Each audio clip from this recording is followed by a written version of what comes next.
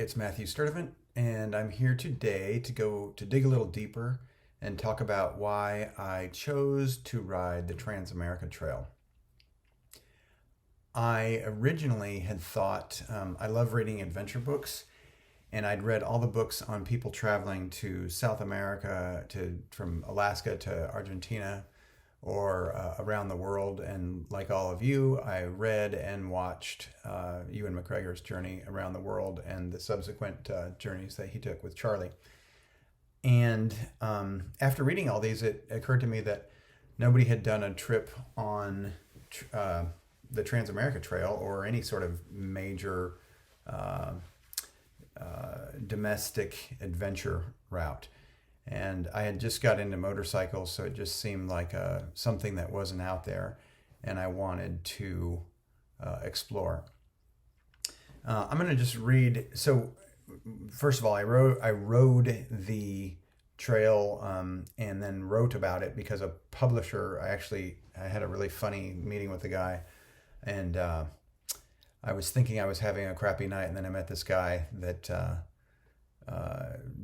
sort of lit the fire to get me on the trail, and he agreed with me that there should be a book about the Trans-America Trail. And anyways, we did the trail, and things unraveled a little bit. We had various things like tornadoes and some mechanical issues. But there was the underlying reason, or I should say the real reason I rode the TAT is I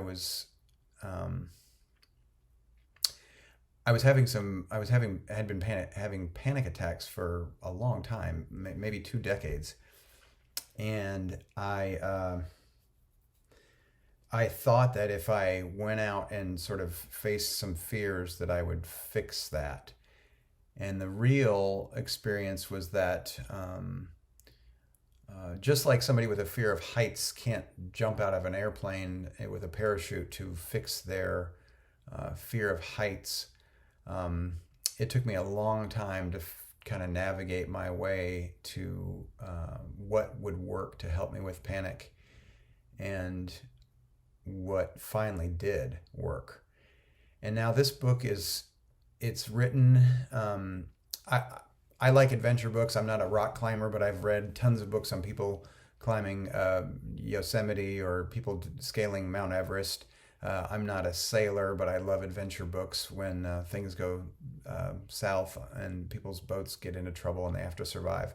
Those moments where people are living in the very essence of what's important and what they need to truly survive. And anyways, I'm going to read the description off the back of my book, and that will tell a little bit about it.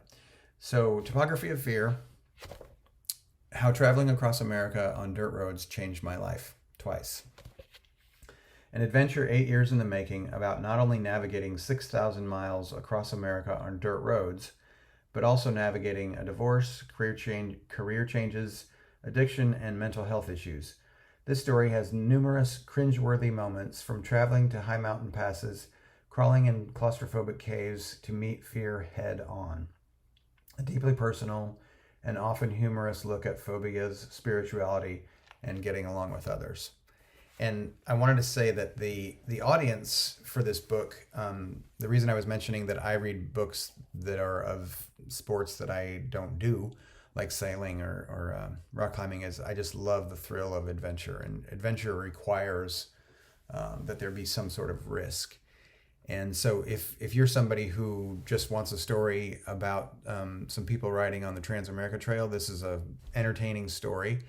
And if you're also somebody who's had some issues with fear, or even somebody like me who's had not only panic attacks but actual agoraphobia, then this book should be even more relevant. But I think anybody can glean some valuable information from it, I hope. And I did just have my first book signing at an event that Giant Loop Luggage put on, Giant Loop Moto. And it was out in Crane Hot Springs in Eastern Oregon, and it was really a great event. And the thing that was reassuring at that event, I can tell you that it was very intimidating talking, when my first presentation, to talk about my feelings and fear was in front of a group of 300, what I was thinking is 300 people, motorcyclists, like big tough guys staring me down while I'm talking about being scared. In reality, it was, a smaller crowd. It was in the evening, and it was really quite enjoyable to talk to them about the book. In any case, the rewarding thing to me was my desire to try to help people along with their own struggles seemed to resonate, because I had so many men come up to me over the weekend and say, I've never heard a guy talking about his fears like that before. And that was really satisfying to know that my story had resonated with some people. And like I said, my struggle was maybe more challenging than some. When I say I'm scared of like doing a mountain pass, my brain will come up with every possible negative scenario, and I'll imagine it through, and I'll imagine it with say I would think, okay, I'm going to go up over the Colorado passes, and while I'm up there, I'm going to get a flat tire, and then I'm going to need some part that I don't have, or I won't have my wrench or something, or I'll be putting the tube in there, and at the last minute I pinch it, so I'm still flat again after an hour and a half struggling with the tire.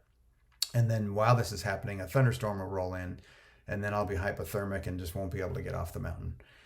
When in reality, we actually got to the top, California Pass, 13,000 feet, and the sun was shining. It was a beautiful day. There was some, retirees up there and maybe some kids, and it was just sun shining and everybody enjoying the day. But my imagination will make it, the place of scary dragons. And that's why when you look at old maps, the unknown on an old map, it'll say, "Here be dragons." Because when left to our imagination, the unknown is a scary place. And my book explores that. So the real reason that I did the tat, and the real reason I had to do it twice, was because the first time I let fear win over, and I didn't face everything that scared me. And I probably leaned the guys Richard and Travis that I traveled with were extremely patient with me, and I was panicky, and we were having issues on top of that. And Travis and I recently kind of mended our fence, and we're getting along better now. But it was pretty bad. We didn't talk for a long time, and I felt bad that because of my fear, he didn't have the dream trip he could have had, and I still feel bad about that. But the second time through on the tat, Gabriella and I, my partner, she, when we were dating and it became apparent that we were going to continue dating, she said, "We must go do the parts of the trail that you missed the first time," because I had this unfinished business. She has an accent, that's why I said it like that. And so to her, it was no big deal to just go and face my biggest fear. So this thing I'd been struggling with for 8 years, to her was just like checking something off your to-do list. And we had a wonderful time. We met some really great people. We met some scary people. And there was lots of bumps along the way. But I hope you will enjoy the book if you choose to order it. Again, it's called The Topography of Fear. And the middle section is got pictures and of both trips. And I just hope that my experience will help some other people, or at least entertain some people. And it's available on my website, is simply thetopographyофear.com. There's no spaces, and it's not on Amazon yet. I'm navigating that right now. I'm trying to decide if I should give Jeff Bezos a bunch of money. He seems like he's doing okay. Anyways, if you have any questions, put them in the comments below. and I will try to answer them. And if you like and subscribe this video, I'll be doing some more content. Some on motorcycles, some on I want to try to bicycle the Oregon coast, and that's going to be its own adventure.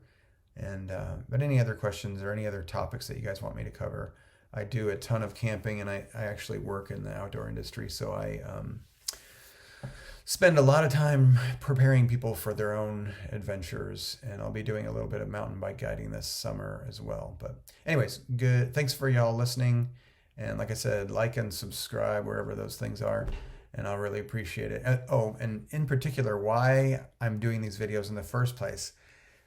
This book is little old me. I self-published it, and I haven't quite broken even yet. My last book did quite well, but I want to try to get this book picked up by a big time publisher, and they typically don't care about unfamous people doing memoirs or travel memoirs. Actually, they won't care.